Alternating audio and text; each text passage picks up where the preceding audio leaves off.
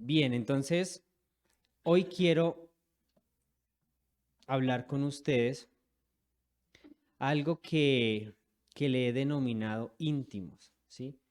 Para los que toman nota, ese va a ser el nombre de nuestro tema, íntimos, ¿sí?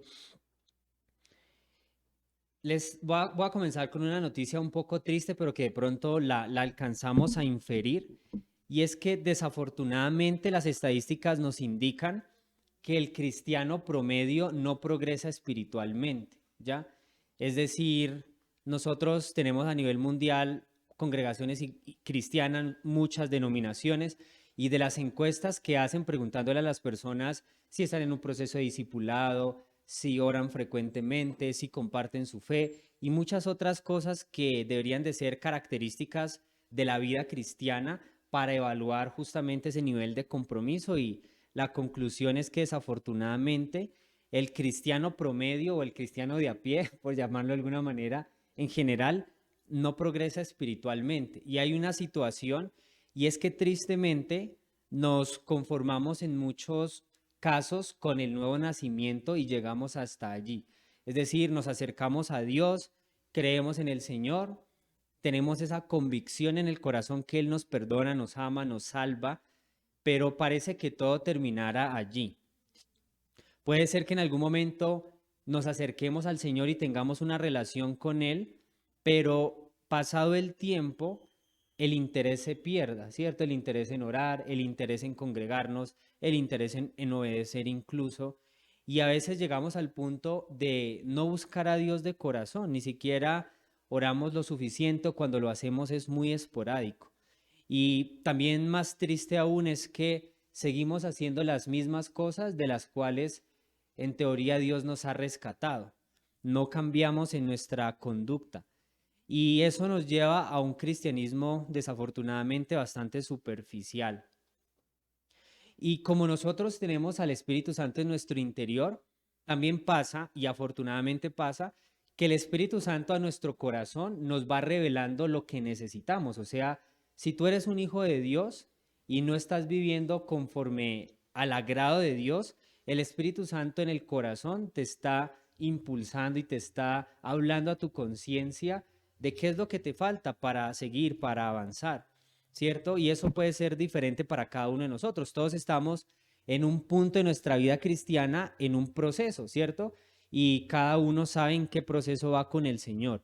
Pero lo que sí es cierto es que el Espíritu Santo en el corazón y en la conciencia nos habla y nos dice, hey, tú necesitas estar más cerca a Dios. O de pronto te dice, necesitas madurar, necesitas soltar estas cargas, necesitas ganar la lucha contra este pecado recurrente que te está consumiendo. Necesitas obedecer más. Necesitas dejar que el Espíritu Santo gobierne tu vida. Entonces, frente a eso que el Espíritu Santo nos incentiva en nuestro corazón, nosotros intentamos hacer varias cosas, ¿sí? Es decir, sentimos esa voz del Espíritu Santo que nos dice, oye, ponle cuidado a esto, y es posible que nuestras propias fuerzas intentemos hacer cosas, como por ejemplo, leemos libros, entonces está el libro Cómo vencer el pecado, ¿cierto? O cómo soltar mis cargas, o de pronto seguimos consejos prácticos de otras personas, o hacemos determinaciones personales y decidimos cosas radicales, ¿ya? Y si bien estos esfuerzos no están mal en sí mismos, pero hoy quiero que hablemos de algo que tiene que ver con lo esencial para que esas transformaciones ocurran en nuestras vidas. Nosotros podríamos hacer muchas cosas, ¿cierto? Pero la palabra de Dios nos habla de que si no hay un elemento esencial, muchas de las cosas que nosotros hagamos pueden ser vacías. Y ese elemento esencial que nos habla la palabra de Dios es el amor. Les voy a leer 1 Corintios 13 del 2 al 3 de una forma muy rápida. Si tengo el don de profecía y entiendo todos los misterios y poseo todo conocimiento, y si tengo una fe que logra trasladar montañas, pero me falta el amor, no soy nada. Si reparto entre los pobres todo lo que poseo y si entrego mi cuerpo para que lo consuman las llamas, pero no tengo amor, nada gano con eso. Entonces, en nuestras fuerzas, nosotros podríamos estar intentando cosas, pero alejados de un amor genuino hacia Dios, ¿sí? quizás mecánicamente estemos buscando cambiar como a la fuerza, o quizás estemos tratando de perdonar a alguien en nuestras fuerzas, o tratando de soltar nuestras cargas emocionales, pero carecemos de ese elemento esencial que es el amor. Y si carecemos de eso, pues resulta que lo que hagamos no va a tener el mayor impacto. De hecho, en el pasaje que acabamos de leer, nos dice que si no tengo amor, nada gano con esas cosas, ¿cierto? Y aunque específicamente este pasaje en Corintios está hablando del amor a las personas, es algo que también lo podemos ampliar hacia el amor de Dios. Es decir, si nosotros buscamos a Dios de forma mecánica, ¿sí? Si buscamos obedecerlo de forma mecánica, automática también, si buscamos servir a Dios, pero dejamos de lado el amor, no nos va a valer ese tipo de acciones. Y al hablar de ese amor de Dios, tenemos que recordar ese origen del amor de Dios. Y el amor de Dios proviene directamente del Padre. La Biblia nos dice que nosotros lo amamos a Él porque Él nos amó primero. Y eso es grandioso porque no es algo que ni siquiera haya nacido de iniciativa propia. A veces nosotros decimos, no, pues yo, o sea, fui tan sabio que busqué a Dios y que me acerqué a Él, pero en realidad es Dios que te atrae hacia Él, hacia su corazón, y ese Dios que te atrae hacia su corazón te enamora y producto de ese amor que recibes, luego ya lo puedes amar a Él, lo vas conociendo, pero hay un primer momento en donde el Espíritu Santo habla a tu corazón, te cautiva y tú por eso lo amas a Él. Y el amor es tan importante que en la Biblia el Señor nos dice, el que me ama, obedece mis mandamientos. ¿Sí? Es decir, cuando nosotros obedecemos, estamos mostrando realmente que lo amamos. Entonces, hay una meta muy grande que nosotros tenemos como hijos de Dios y que es transversal a todo lo que nosotros buscamos para acercarnos más a Dios. Entonces, si buscamos madurar, si buscamos crecer en nuestra fe, si buscamos que el Espíritu Santo nos gobierne más, si buscamos dejar cierta carga emocional con la que estamos cargando, si buscamos dejar cierto pecado que nos está esclavizando, esa clave esencial es el amor a Dios, ¿sí? Es lo más importante. Si nosotros en realidad lo amamos y entendemos lo que significa el amor, hay un término que me gusta mucho, una frase más bien, que dice que el amor es procurar el mayor bien en esa persona amada, ¿sí? Es como muy simple, pero me gusta mucho. Dice que el amor es cuando tú procuras el mejor bien para el otro. Entonces, si tú en realidad amas a Dios y no lo quieres ofender, si no quieres lastimar su corazón, si no quieres herir al Espíritu Santo, tú vas a cambiar cosas para que esa relación esté bien. Y hay un punto que nos expresa bastante lo que es el amor. Y no sé si es la principal cosa, pero yo sí diría que es de las mayores expresiones de amor y es la intimidad, ¿sí? Puede ser quizás la mayor expresión de amor. Cuando nosotros compartimos entre personas con nuestros seres queridos, siento que lo que más se valoran son las relaciones. De hecho, muchos estudios también han llevado como a la conclusión de que la fórmula de la felicidad, entre comillas, se encuentra en las relaciones interpersonales. Hasta incluso la misma psicología se da cuenta que lo que llena al hombre no es tanto el dinero, la fama y todo lo que pueda tener, porque eso al final de cuentas deja vacías a las personas y hemos visto los casos en donde no le encuentran sentido a la vida a pesar de tenerlo todo materialmente hablando y se suicidan, ¿cierto? E incluso en ese punto la misma psicología llega a ese tipo de conclusiones, que el bienestar de las personas está en las relaciones interpersonales.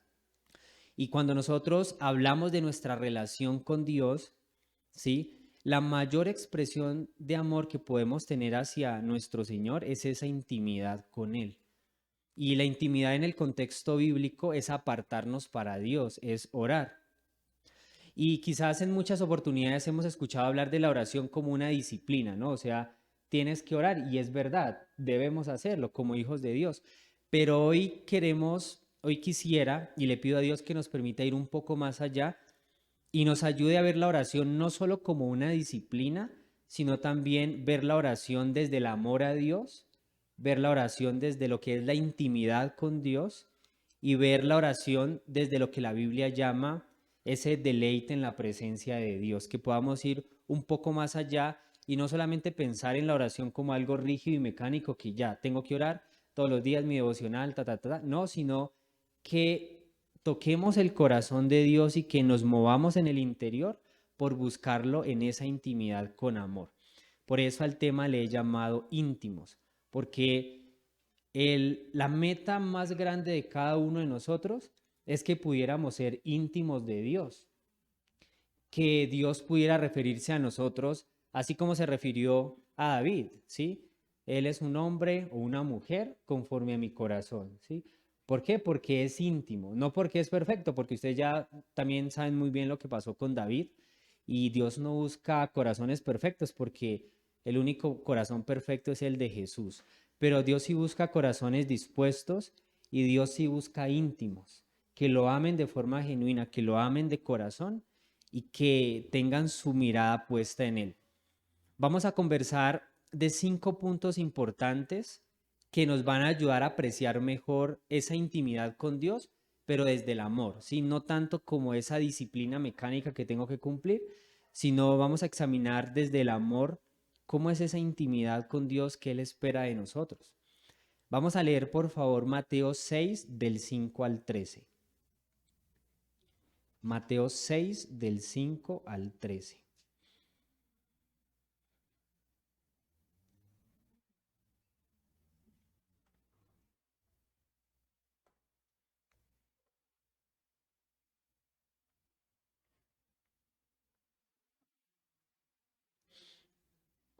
Voy a leer la versión Nueva Traducción Viviente.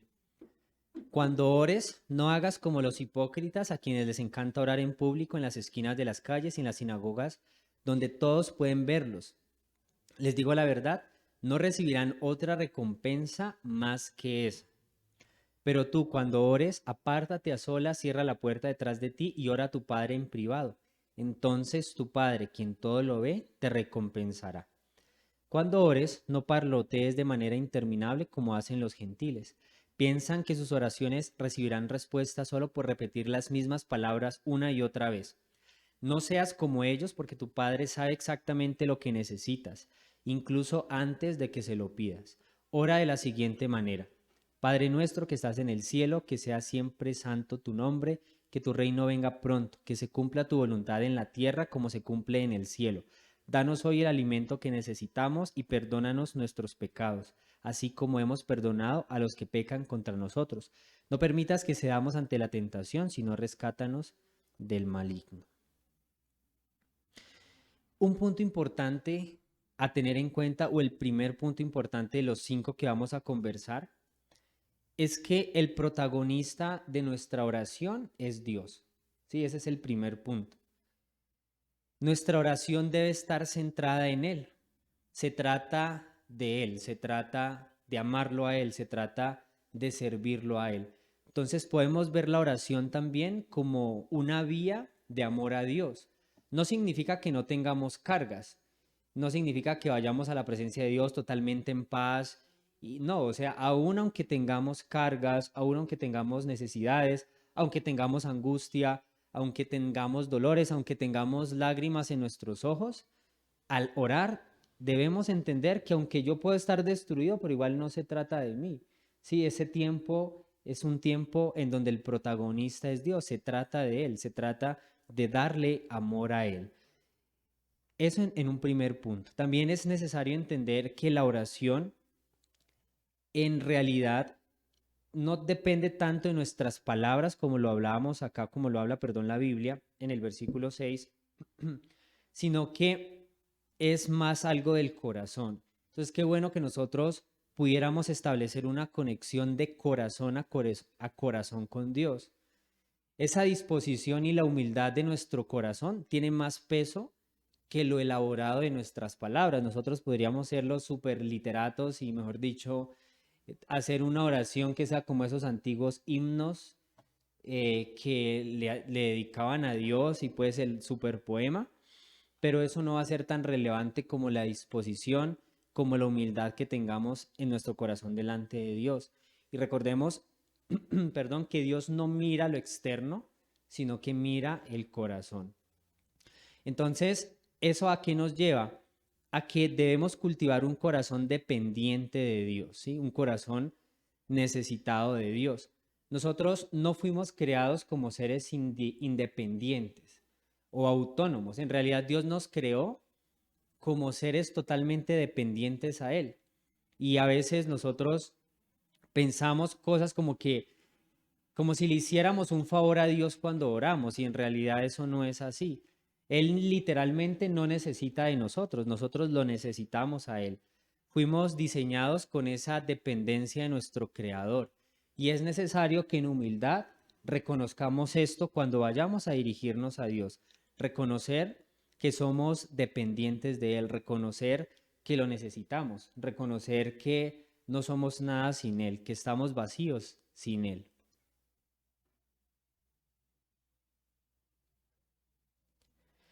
Y esa oración, si ustedes miran el versículo 9 y 10, esa oración del Padre Nuestro, que fue como una forma en la que el Señor nos dijo, ustedes oren así para reflejarnos como esa forma simple, sencilla en la que Él quería que se le orara al Padre.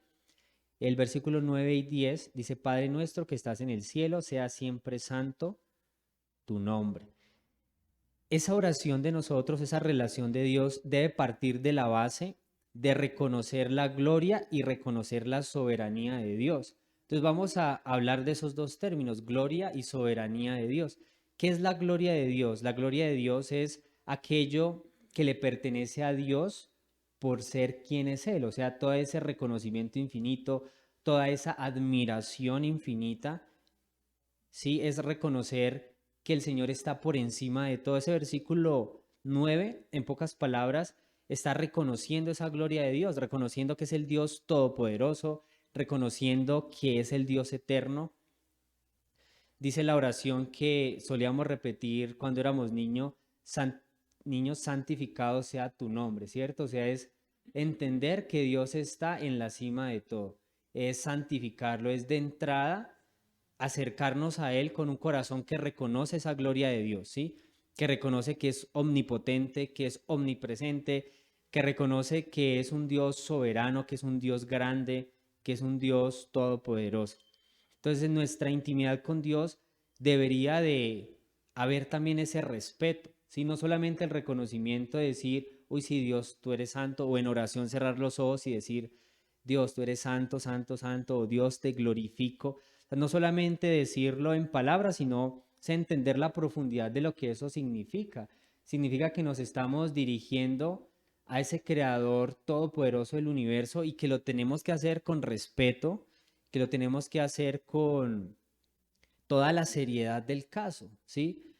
Que lo tenemos que hacer con un corazón preparado, dispuesto, humilde, y que si nuestro corazón no está preparado, pues en ese instante prepararlo con el Señor, pedir perdón, pedirle al Señor que nos restaure, pedirle disculpas por nuestro pecado, o sea, entender que esa santidad de Dios es algo tan importante que no lo podemos pasar simplemente por alto, es un espacio para estar con Dios, sí, y Él nos ama, pero también es un espacio de respeto, de intimidad. También lo que podemos ver aquí en esta oración de forma general es abandonarnos en la soberanía de Dios. Si ustedes se dan cuenta, los versículos del 11 al 13 dice, danos hoy perdón, antes el 10, ¿sí? Dice el 10, que tu reino venga pronto, que se cumpla tu voluntad en la tierra como se cumple en el cielo. Y esto va antes de las peticiones que se les está haciendo aquí en este pasaje. ¿Qué quiere decir esto? Que debería de haber una disposición en nuestro corazón de aceptar la voluntad de Dios, cualquiera que fuese, ¿sí? Es decir, en nuestro corazón, independiente de la respuesta de Dios, deberíamos de antemano decir, Señor, o sea, te voy a pedir unas cosas, pero descanso en ti, descanso en tu soberanía, descanso en tu voluntad. Si se dan cuenta en el pasaje, las peticiones de las necesidades ya vienen después de que se ha reconocido esa soberanía de Dios. Luego desde el 11 al 13 dice, danos el alimento, perdónanos nuestros pecados, no permitas que caigamos ante la tentación, ¿sí? Pero antes de esas oraciones o antes de esas peticiones, ya se está reconociendo que al final de cuentas se va a hacer la voluntad de Dios. Dice en el 10 que tu reino venga pronto, que se cumpla tu voluntad en la tierra como se cumple en el cielo. Entonces, qué bueno que antes de elevar también nuestras plegarias a Dios, pudiéramos reconocer esa soberanía, ¿sí? Es decir, que en última instancia el que toma las decisiones es Dios. Reconocer antes de entregarle nuestras peticiones que sea que Él nos conteste de una forma o de otra, pero que nosotros y nuestro corazón está buscando es que se haga la voluntad del Padre, que se cumpla su voluntad, no la de nosotros. Pues qué bonito que aunque tuviéramos una gran necesidad, pudiéramos tener también esa conciencia de decir, Señor, tú eres bueno, tú eres perfecto, quiero que se haga tu voluntad y te presento además mi petición, ¿sí? Si es tu voluntad, permite que me salga el trabajo X, si es tu voluntad, permite que pueda tener el dinero para pagar esta otra deuda, ¿sí? Si es tu voluntad, permite que pueda abrir este nuevo negocio, si es tu voluntad, permíteme viajar, no sé, pero que antes de la petición, qué bueno que hubiese en nuestro corazón un reconocimiento de esa soberanía de Dios y que pudiéramos incluso antes de dejar en el altar de Dios nuestra petición, antes de eso incluso morir a ella, antes de ir al Señor a decirle quiero tal cosa, decirle Señor, yo vengo aquí a orar porque tú eres el protagonista, no yo, y como tú eres el protagonista, quiero morir a esto aunque lo deseo mucho y quiero que se haga tu voluntad al final de cuentas, no la mía. Entonces, un punto importante que tocamos aquí con este pasaje es que nuestra oración tiene como protagonista el Señor, ¿sí? Otro punto importante en esa intimidad con Dios y es Jesús, ¿sí? Ese es el segundo punto importante. Nos acercamos en oración confiados de que Dios nos responde porque tenemos ese respaldo en Jesús. Y vamos a verlo en Primera de Juan 5, del 12 al 15. Primera de Juan 5, del 12 al 15.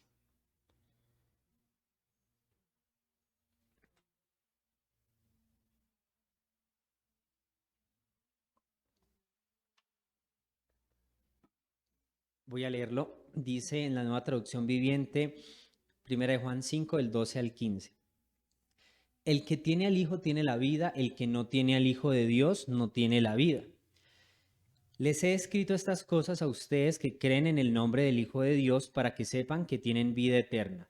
Y estamos seguros de que Él nos oye cada vez que le pedimos algo que le agrada.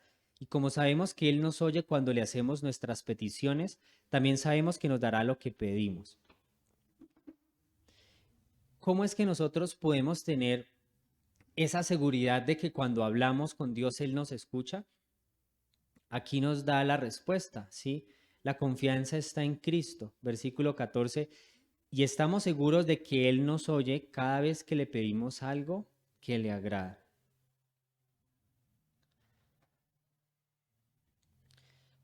Aquí también en este pasaje nos habla de algo importante y es la salvación. Nos dice, les he escrito estas cosas a ustedes que creen en el nombre del Hijo de Dios para que sepan que tienen vida eterna. Y luego ya sigue, y estamos seguros de que Él nos oye cada vez que le pedimos algo que le agrada. La oración es algo que habilita a los hijos de Dios, ¿sí? O sea, no es algo que Dios haya habilitado para cualquier persona. Es un privilegio que usted y yo podamos dirigirnos a Dios y tener la tranquilidad y la seguridad de que Él nos escucha. Y esta oración debería surgir de una forma natural en nosotros como hijos de Dios. Aquí está hablando de esa salvación, de esa vida eterna en el inicio y luego ya nos habla de la oración. Si nosotros hemos llegado a ser salvos y tenemos esa convicción en el corazón de que somos hijos de Dios, la oración debería ser algo supernatural, algo que nazca como desde lo más íntimo de nosotros sin que nos lo estén pidiendo a cada rato. Si ustedes se ponen a pensar en un niño recién nacido que tiene, no sé, 3 meses, ustedes no tienen que acercarse al niño pues a darle como la super cátedra de por qué tiene que beber la leche del seno de su mamá, no le tienen que dar la super explicación, que no, o sea, él de forma natural busca la leche porque es vital para él, está en su instinto, está en su ADN y lo busca como una forma de sobrevivir natural, es de supervivencia. Y de una forma similar, cuando nosotros nacemos en la fe y somos esos pequeños bebés espirituales, deberíamos de sentir esa necesidad de esa leche espiritual que es la palabra de Dios, pero también la necesidad de ir a esa intimidad con Dios que es nuestro alimento, porque resulta que esa intimidad con Dios es algo vital para nosotros, no es opcional, no es como que, si usted es cristiano, pues si quiere y ora, pues chévere, si no, pues no pasa nada, no, o sea, es algo vital, es trascendental para nuestras vidas, es imprescindible, no es opcional. Entonces necesitamos llenarnos de esa presencia de Dios, buscarla. Y si en nuestro corazón no está sintiendo de forma natural ese deseo de buscar a Dios, pues necesitamos pedirle perdón primeramente a Dios, pero también accionar, también buscar intencionalmente esos espacios con Dios, porque no nos podemos quedar simplemente en la emoción de no querer o en la emoción de no me nace, sino que tenemos que trascender a eso. Si somos verdaderos hijos de Dios, tenemos que llegar a ese punto de tener esa intimidad con Dios. Salmos 42 del 1 al 2 nos habla de esa intimidad cercana a Dios, de esa intimidad que es un anhelo constante. Entonces vamos a leerlo, ¿sí? Salmo 42 del 1 al 2. Nos dice así: como el ciervo anhela las corrientes de las aguas, así te anhelo a ti, oh Dios. Tengo sed de Dios, del Dios viviente. ¿Cuándo podré ir para estar delante de Él? Lo voy a leer en la versión tradicional, que sé que muchos por aquí la tienen. Reina Valera. Como el ciervo brama por las corrientes de las aguas, así clama por ti, oh Dios, el alma mía. Mi alma tiene sed de Dios, del Dios vivo. ¿Cuándo vendré y me presentaré delante de Dios? Entonces miren que la intimidad con Dios debería ser un anhelo constante. Así como un ciervo anhela las corrientes de agua porque si no en un desierto se seca y muere, nosotros deberíamos de entender que nuestra alma en realidad se seca sin la presencia de Dios. Recordemos de nuevo que no fuimos diseñados para ser independientes. Nuestro diseño, y está en lo más íntimo de cada ser humano, es una profunda dependencia de Dios. Sin Jesús, sin Dios, nos volvemos vacíos, nos volvemos huecos, nos volvemos superficiales, materialistas. Sin Jesús, sin Dios, nuestras cargas nos agobian, nos apresan, nos pueden incluso destruir. Sin Él perdemos el norte. Es por eso que deberíamos de imitar a este animalito que se está muriendo de sed en un desierto y que corre desesperadamente a buscar el agua.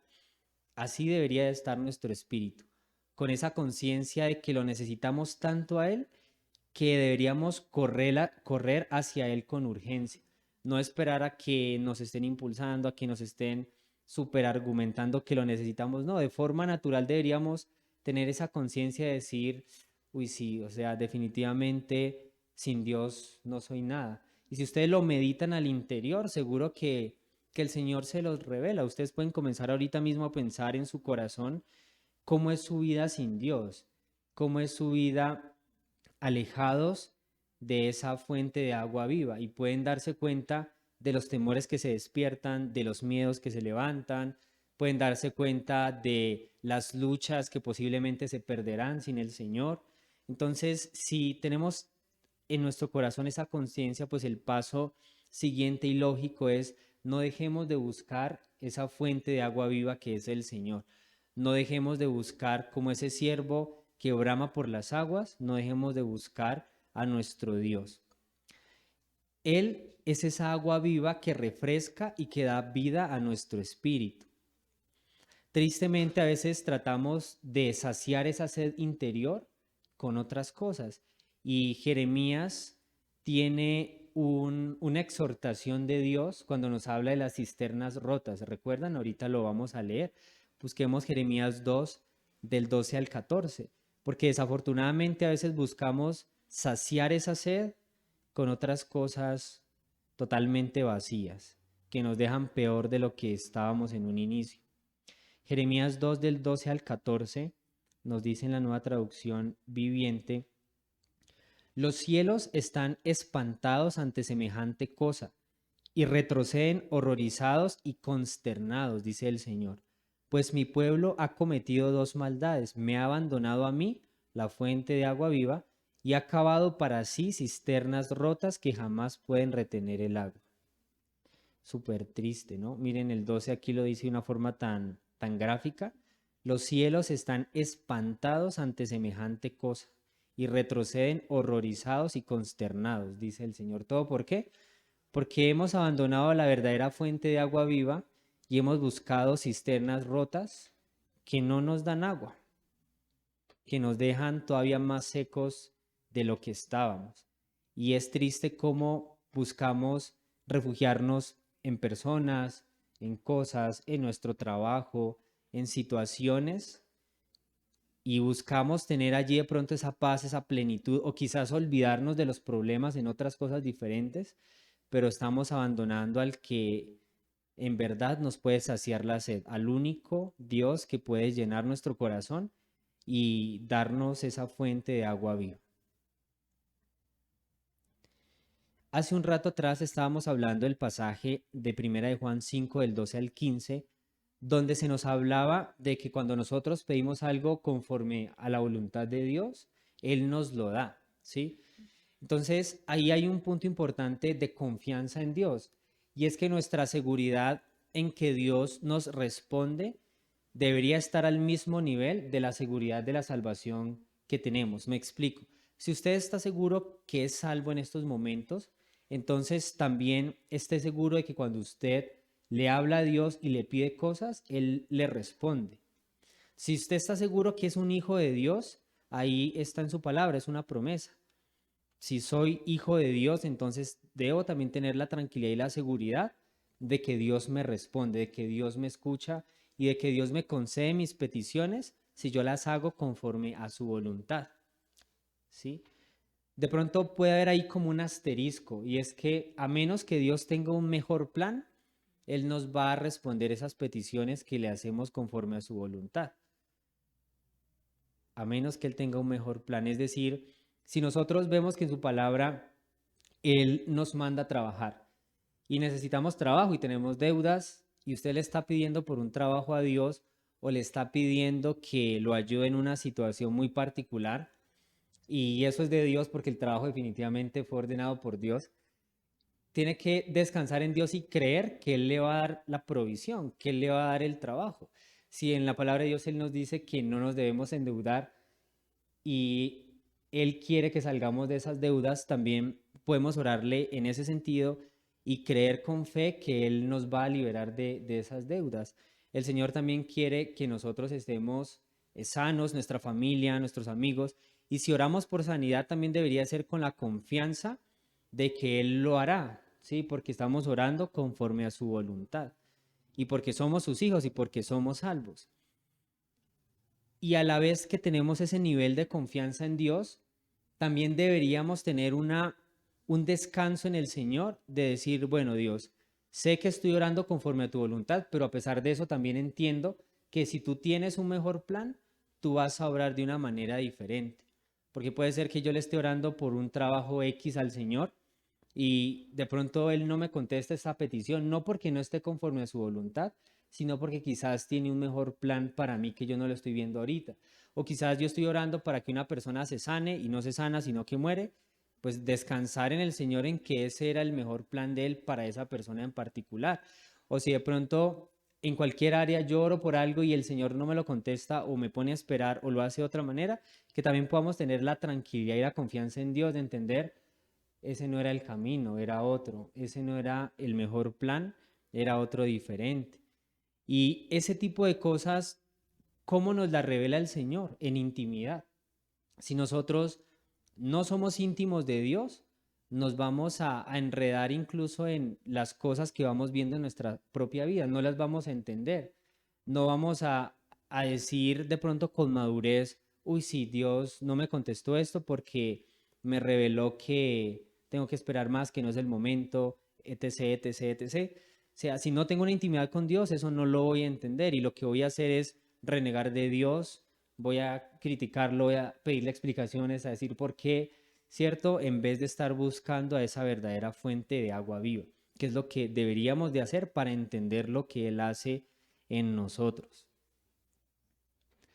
Todos nosotros tenemos necesidades a todo nivel, ¿sí?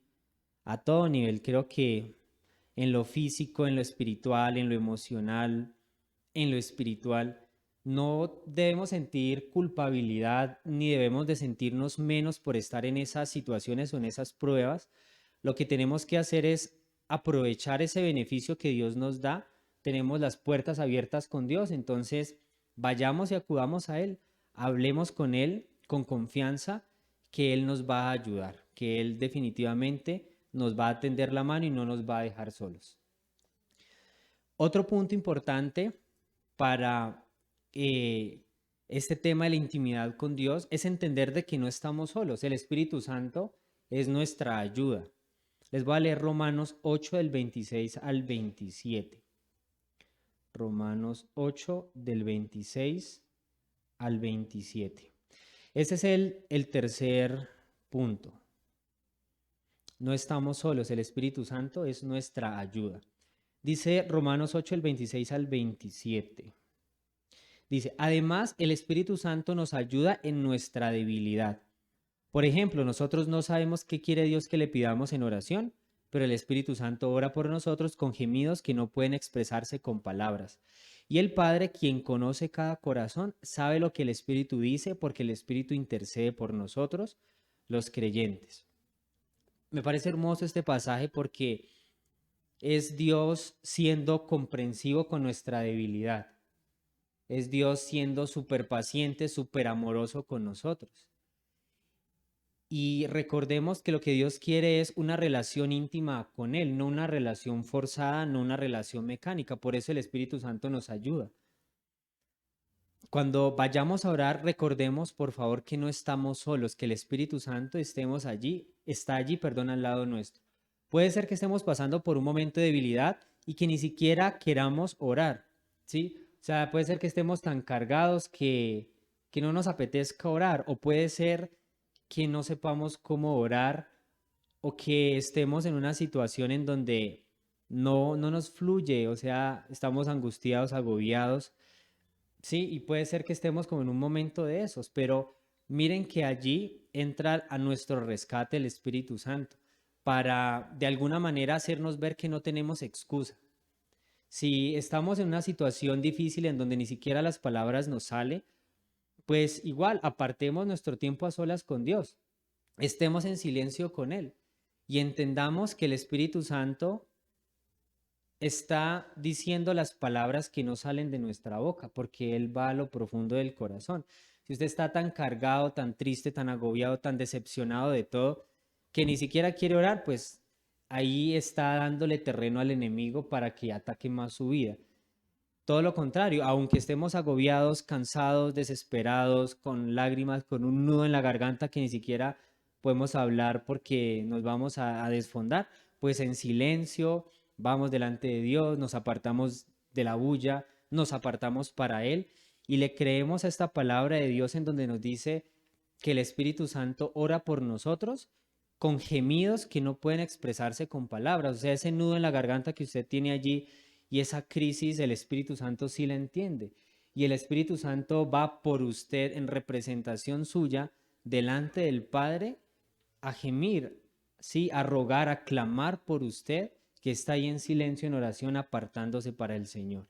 Y miren el versículo 27, y el Padre, quien conoce cada corazón, sabe lo que el Espíritu dice, porque el Espíritu intercede por nosotros, los creyentes. Luego el Padre, que escudriña el interior de nosotros y que sabe qué hay en nuestro corazón, va a entender qué sucede y va a obrar conforme a su perfecta voluntad. Entonces miren que la disposición del corazón es suficiente.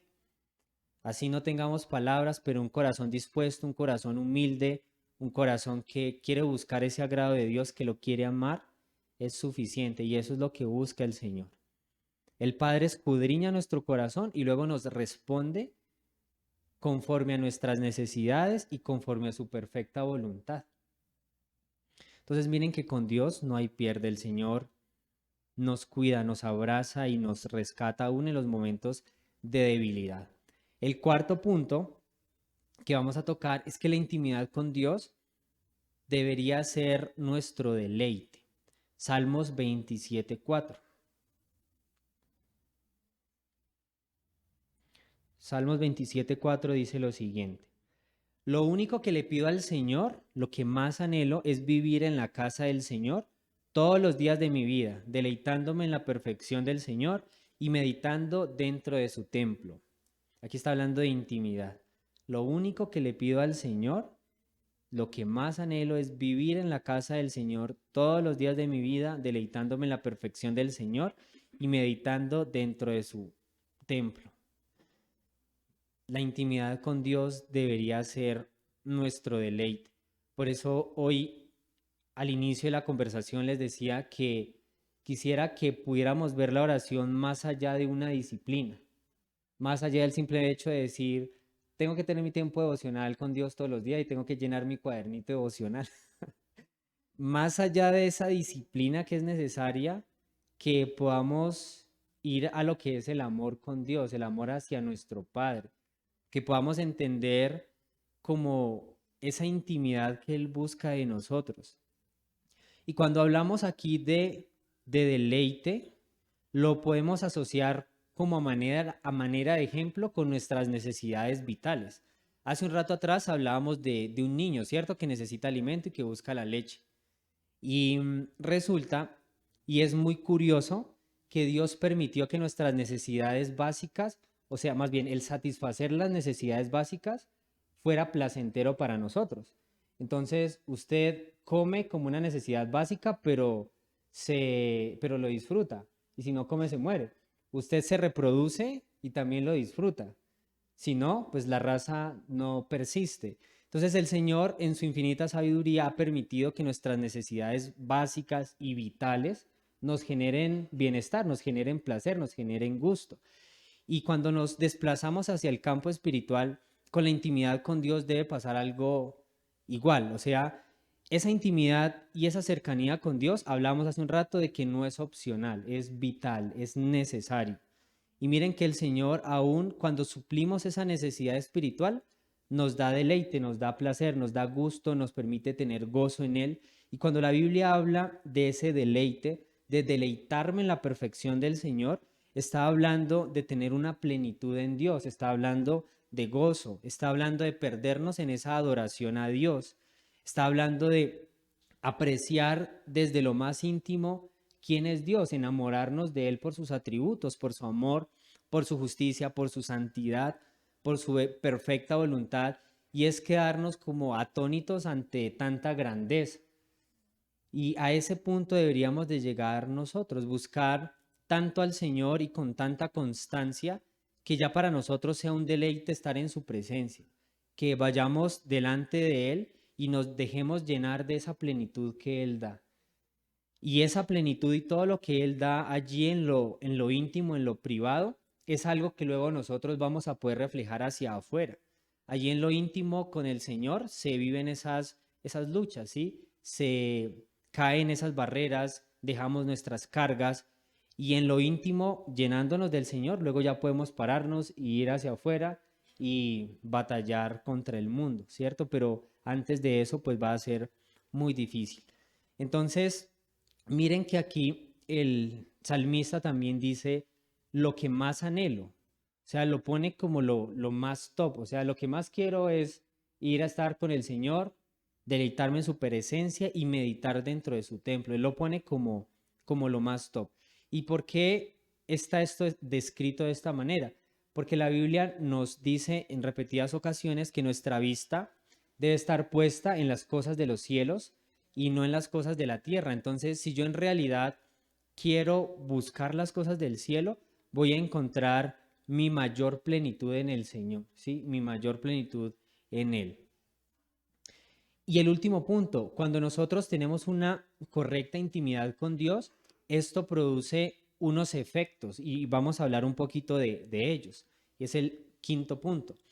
O sea, ¿qué efectos se producen en nosotros cuando tenemos una intimidad constante con Dios? Primero, pues vamos a mostrarle al Señor un amor genuino. ¿Sí? Si mantenemos una constante intimidad con Dios, le estamos demostrando que en realidad lo amamos porque queremos pasar tiempo con Él. Segundo, también vamos a gestar una obediencia por amor.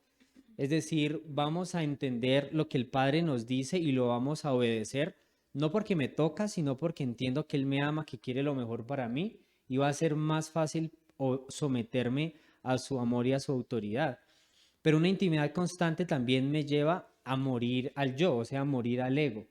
Todos nosotros tenemos cierta medida de orgullo y cuando el Señor nos habla en su palabra, el que quiere ser discípulo mío, si tome su cruz, niéguese a sí mismo y sígame. Entonces ahí entramos en conflicto porque ya no es Edward y ya no es, no sé, póngale un nombre, Angelita y cada uno de ustedes, sino que es Cristo. Y eso significa morir, pero si no estamos en intimidad con Dios va a ser muy difícil que podamos morir al ego para dar nuestra vida a alguien que no estamos conociendo en la intimidad. Cuando también pasamos intimidad con Dios, aumenta nuestro conocimiento de Él, pero no un conocimiento intelectual que lo tenemos por su palabra, sino ya un conocimiento experiencial, un conocimiento vivo, porque nos estamos relacionando con Él, lo estamos conociendo cara a cara. En esa intimidad constante, otro efecto también es que aprendemos a soltar las cargas y a descansar en Dios. Aprendemos a dejar en Él lo que nos agobia. Y recordemos siempre que ahí tenemos una ayuda que es el Espíritu Santo. Por otro lado, nuestra confianza se fortalece cuando tenemos una intimidad constante con Dios. Aprendemos a tener más fe en el Señor. Aprendemos a descansar con mayor facilidad en Él en nuestras pruebas. Tenemos también mayor crecimiento y seguro también mayor madurez espiritual. ¿Por qué? Porque cuando nosotros estamos en esa intimidad con Dios y estamos tan cerca a Él y lo amamos de corazón, no vamos a querer ofenderlo. O sea, cuando tú conoces más profundamente a alguien, es cuando más lo cuidas.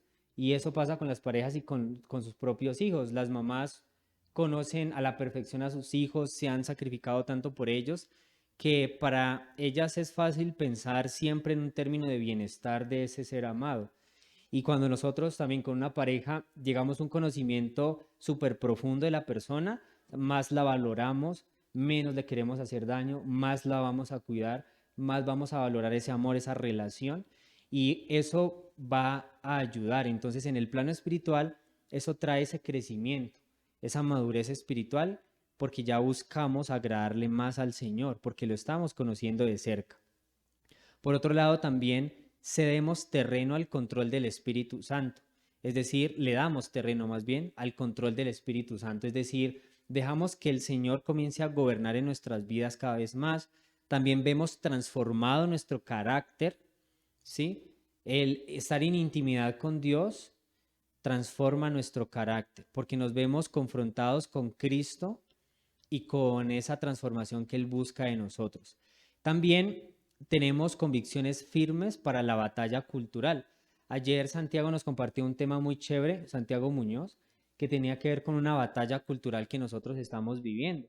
Y el exponernos a esa intimidad con Dios también nos afianza en nuestras creencias, en nuestras convicciones y nos hace personas firmes que ya cuando vayamos a conversar con alguien sobre un tema súper, no sé, delicado como la ideología de género o como el aborto, que podamos tener esa convicción súper firme en el Señor y no titubear cuando estemos hablando de ese tipo de cosas. Entonces, miren todas las cosas que se desprenden de una intimidad constante con Dios, porque recuerden que Dios busca es el corazón de nosotros, ¿cierto?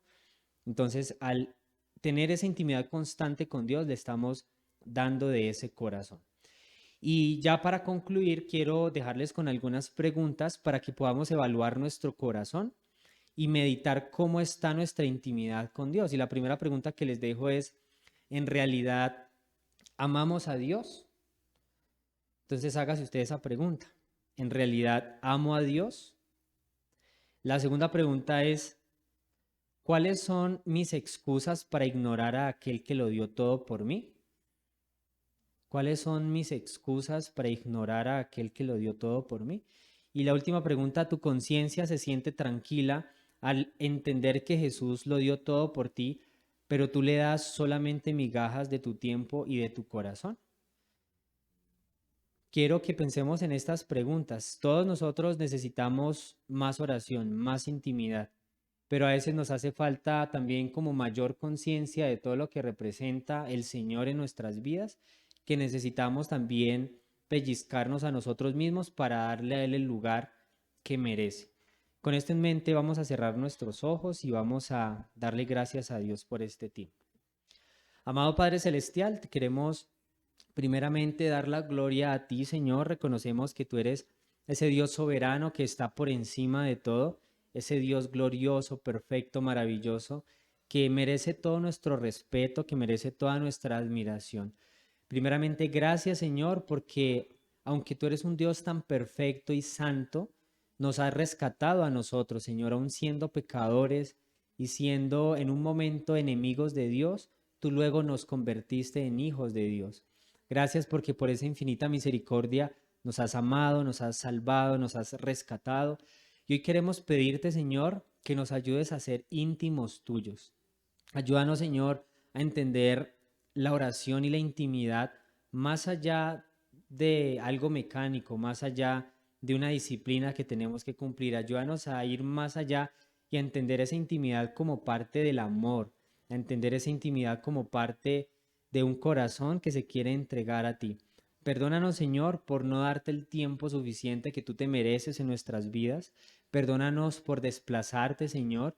Perdónanos porque a veces te desplazamos y quedamos secos, Señor. Nos alejamos de ti y nuestro corazón comienza a estar sediento. Y aún perdónanos porque a veces intentamos saciar esa sed, como dice tu palabra, con cisternas rotas que no dan agua.